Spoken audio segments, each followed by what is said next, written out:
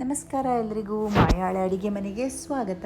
ಇವತ್ತು ಸ್ವಲ್ಪ ಏನಾದರೂ ಖಾರವಾಗಿ ಇರೋ ಐಟಮ್ ಮಾಡೋಣ ಅಂತ ಮೆಣಸಿನ್ಕಾಯಿ ಬಜ್ಜಿ ಮಾಡ್ತಾಯಿದ್ದೀನಿ.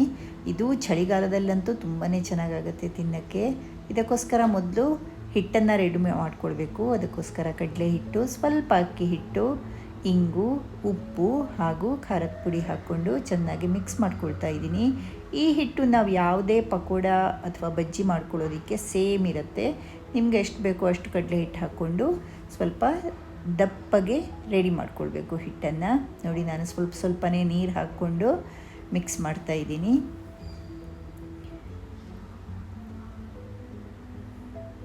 ನೋಡಿ, ಈಗ ಆಲ್ಮೋಸ್ಟ್ ರೆಡಿ ಆಯಿತು. ಇನ್ನೊಂದು ಸ್ವಲ್ಪ ನೀರು ಹಾಕ್ಕೊಳ್ತಾ ಇದ್ದೀನಿ. ನೋಡಿ, ಹಿಟ್ಟು ರೆಡಿ ಆಯಿತು. ಈಗ ಮೆಣಸಿನ್ಕಾಯಿನ ಚೆನ್ನಾಗಿ ತೊಳೆದು ಇಟ್ಕೊಂಡಿದ್ದೀನಿ. ಹಾಗೆ ಒಂದು ಬೌಲಿಗೆ ಜೀರಿಗೆ ಪುಡಿ ಹಾಗೆ ಸ್ವಲ್ಪ ಉಪ್ಪು ಕೂಡ ಮಿಕ್ಸ್ ಮಾಡ್ಕೊಳ್ತಾ ಇದ್ದೀನಿ. ಇದನ್ನು ಚೆನ್ನಾಗಿ ಮಿಕ್ಸ್ ಮಾಡಿಕೊಂಡು ಮೆಣಸಿನ್ಕಾಯಿಗಳನ್ನು ಈ ಥರ ಚಾಕುವಲ್ಲಿ ಸ್ಲಿಟ್ ಮಾಡಿ ಒಳಗಡೆ ಇರೋ ಬೀಜ ಎಲ್ಲ ತಕ್ಕೊಳ್ಬೇಕು. ಈ ಥರ ಬೀಜ ತಕ್ಕೊಳ್ಳೋದ್ರಿಂದ ಮೆಣಸಿನ್ಕಾಯಿ ತುಂಬ ಖಾರ ಇದ್ದರೆ ಖಾರ ಸ್ವಲ್ಪ ಕಮ್ಮಿ ಆಗುತ್ತೆ. ಈ ಥರ ಸಣ್ಣ ಸ್ಪೂನಿನ ಸಹಾಯದಿಂದ ಎಲ್ಲ ಮೆಣಸುಗಳನ್ನು ಬೀಜ ತಗೊಂಡಿದ್ದೀನಿ. ಈಗ ಇದರೊಳಗಡೆ ಮೊದಲೇ ಮಿಕ್ಸ್ ಮಾಡಿಟ್ಟ ಜೀರಿಗೆ ಹಾಗೂ ಉಪ್ಪಿನ ಮಿಶ್ರಣವನ್ನು ತುಂಬಿಸ್ಬೇಕು.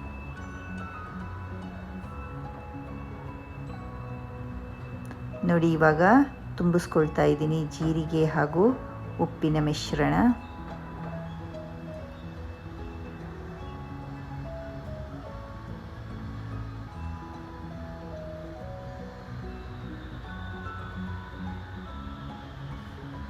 ಈಗ ಮೆಣಸಿನ್ಕಾಯಿ ತುಂಬ ಉದ್ದ ಇದ್ದರೆ ಎಣ್ಣೆಯಲ್ಲಿ ಕರಿಯೋಕ್ಕೆ ಕಷ್ಟ ಆಗುತ್ತೆ. ಅದಕ್ಕೋಸ್ಕರ ಈ ಥರ ಅರ್ಧ ಕಟ್ ಮಾಡಿಕೊಂಡು ಮೊದಲೇ ನಾವು ಮಿಕ್ಸ್ ಮಾಡಿಟ್ಟ ಕಡಲೆ ಹಿಟ್ಟಿನ ಮಿಶ್ರಣಕ್ಕೆ ಎಲ್ಲ ಮೆಣಸಿನ್ಕಾಯಿಗಳನ್ನು ಹಾಕ್ಕೊಂಡು ಚೆನ್ನಾಗಿ ಅದ್ದುಕೊಳ್ಬೇಕು. ಈಗ ಎಣ್ಣೆ ಕಾದಿದೆ. ಈಗ ಮೆಣಸಿನ್ಕಾಯಿಗಳನ್ನು ಎರಡೂ ಸೈಡು ಚೆನ್ನಾಗಿ ಫ್ರೈ ಮಾಡಿಕೊಳ್ಬೇಕು.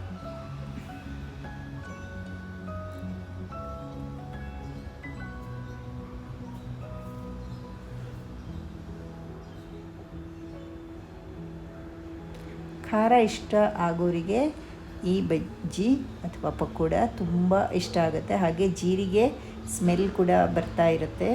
ತುಂಬಾ ರುಚಿಕರವಾಗಿರುತ್ತೆ. ನೋಡಿ, ಗರಿ ಗರಿಯಾದ ಮೆಣಸಿನಕಾಯಿ ಪಕೋಡ ರೆಡಿ. ಧನ್ಯವಾದಗಳು.